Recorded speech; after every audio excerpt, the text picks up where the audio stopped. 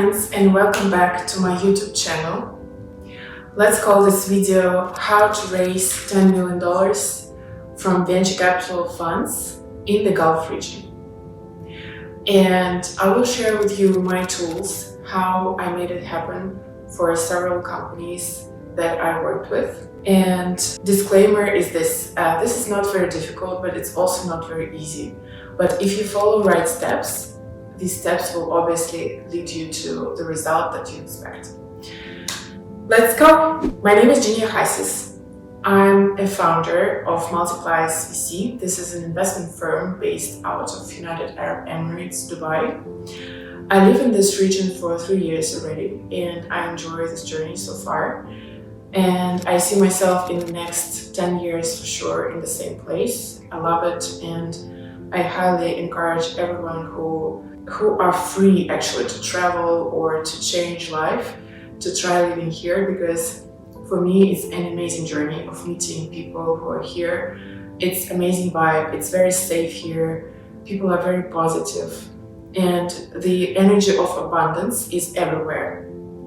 And this is exactly why I'm choosing this place and calling it my home. I started raising funds for companies 3 years ago, and I didn't even know where it will bring me.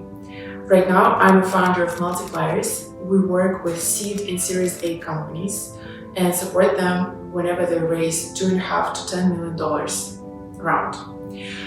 And most of the time, we support global entrepreneurs who want to enter the Middle East, and we're raising capital from local investors. It's usually one of 4 groups, and I usually classify in 4 different groups, which are angel investors and syndicates of angel investors. Second group is family offices.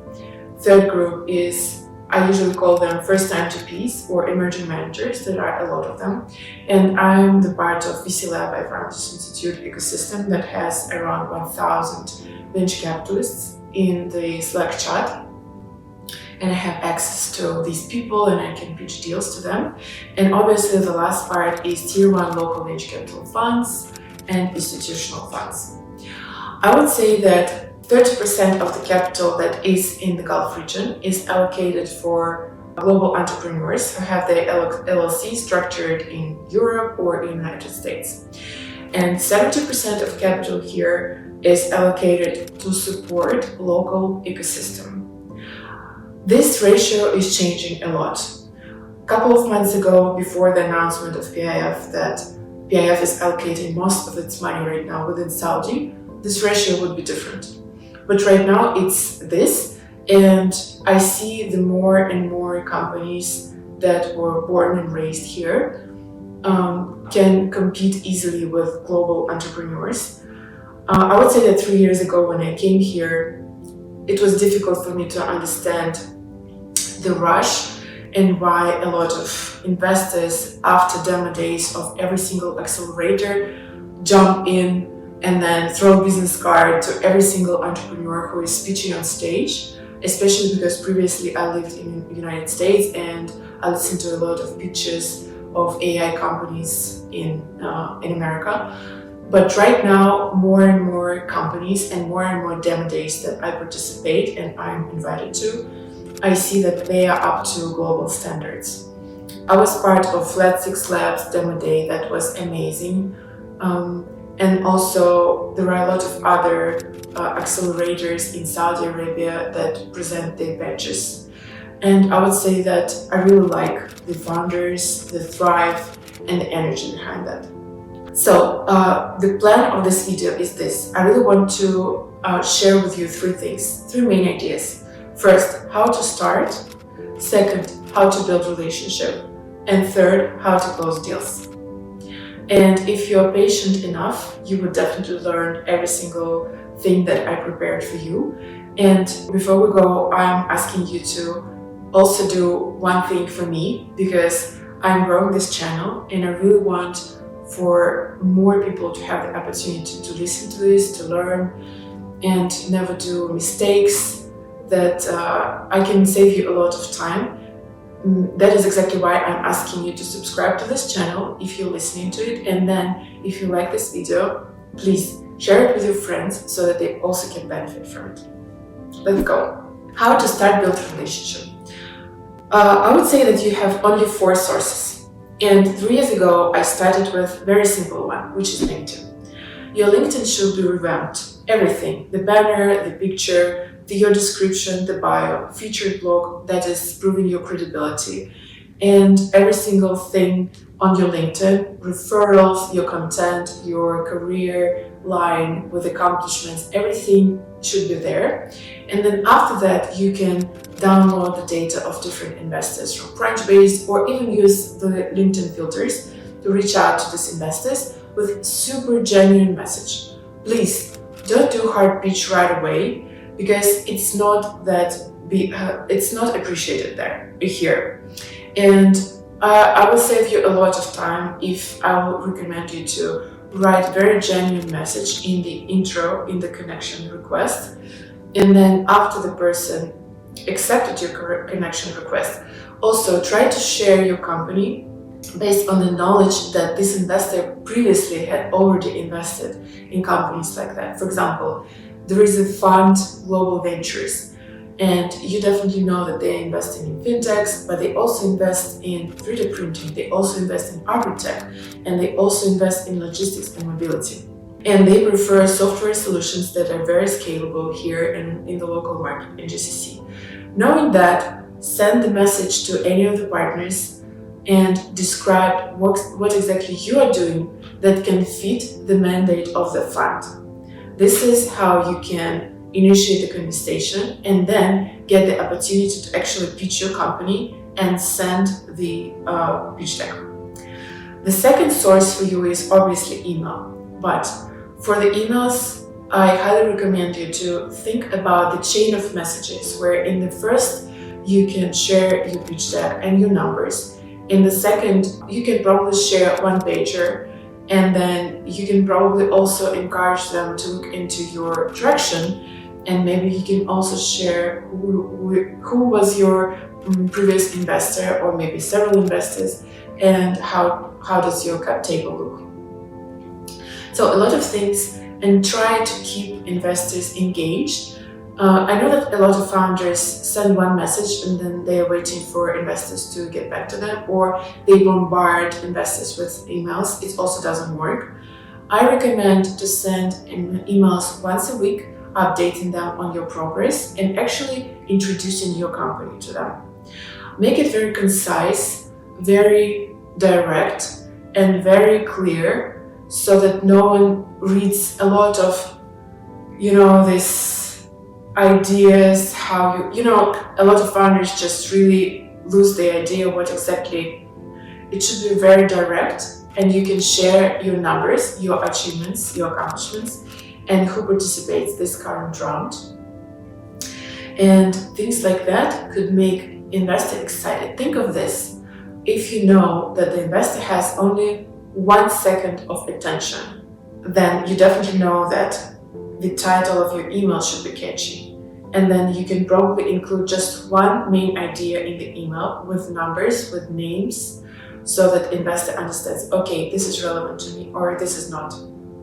And don't hesitate to several messages, because it is very typical for every single investor here in the Gulf region that they have at least 100 emails per day with the same offers, with the same brilliant offers. So use your time wisely and follow up with your emails once a week. The third is definitely one of the main thing here is conferences. Every single time when Riyadh has LEAP conference, the biggest tech event, or United Arab Emirates has GITEX event, or Qatar has Web Summit event, these are the events that you have to participate in. These are the main events for this ecosystem, and you definitely need to go to participate and to engage with people who are on the stage. And you can see every single local investor on stage. Let's say the partner of Global Ventures, Said, was also the part of a GITEX event here in UAE. Or let's say the partner of Rasmal Ventures was also a part of Web Summit event in Qatar. You can meet these people, You can wait for them until they finish their conversation or presentation on stage, and then you can grab their attention with very concise, very respectful, and very straight to the point message, and then get them excited, and then continue the conversation after. The last thing and the last source for you is definitely friends. If you have friends here in the Middle East, or if you have people like me and my company multipliers to introduce you to these people, this is exactly what you need to do, because these people know already invest right now, deploy capital, because sometimes some investors are in the phase there where they just follow on investments, or they are raising their own next fund 2 or fund 3. It's always a cycle, and only people who are on the ground here, they will give you this information. Otherwise, it could be also, just blindly send a message or email that could probably hit the wrong target or in the wrong time. Yes, don't hesitate to reach out to us, and then we will introduce you to right investors here in the Middle East. Let's go to the next point of our discussion here, is that whenever you build the funnel, whenever you understand that in your funnel there is, 60 venture capital funds, angels, syndicates, institutionals, and then you move to your next stage, which is building your relationship with them. And it's a very important part. I would say that probably in America or maybe in some European countries, it's not important, but for this specific region, it is very important to nourish the relationship. And you can use several tools to understand how to work with this group of investors who you already built pipeline with. First, definitely you need to use CRM system, and I usually recommend and I use Pipedrive, the CRM system that allows me to log in all data carefully and beautifully, and also follow up with investors, update them on the progress of the company, and keep all the data in the one place, very structured and very organized. That's part number 1. Part number 2, how you can nourish relationship with investors. You can definitely update them on your progress. You can invite them on your webinars that you organize on behalf of your company, or you can share some news about your cap table, new investors who signed a new check, and so on and so forth. And the last part is definitely get them excited. I usually not recommend to use FOMO in this region, because for these investors who are here, they really value relationship first. And I keep repeating this to all my clients and to you today, because this is the most important part. And that can help you build relationship with them if you keep updating them, if you are keeping them in the loop. But definitely don't pressure them, because whenever you say, hey, I have just 1 month, I'm closing the round, they will say, okay, I'm fine, I don't need this pressure, I have my own timelines, maybe next time, bye. And this is the message that no one really wants to hear, no one of the founders. It's very frustrating. That's exactly why I highly not recommend to use this FOMO instrument, which is very actually typical for American market, because it's actually a big market. And especially if you are a great startup, yes, that's probably something that you can use. But there is not a lot of unicorns in the world, right? And unless you are a unicorn, you are OpenAI company, then probably this is not really very good tool to use. And unless you are a unicorn, you are OpenAI company, then probably this is not really very good tool to use. And I'm thinking that probably even right now, maybe not even in America, but definitely not in the Gulf region. And this is how you move to the next step, which is build a relationship with your current investors, right? Last part, closing. Closing is very important.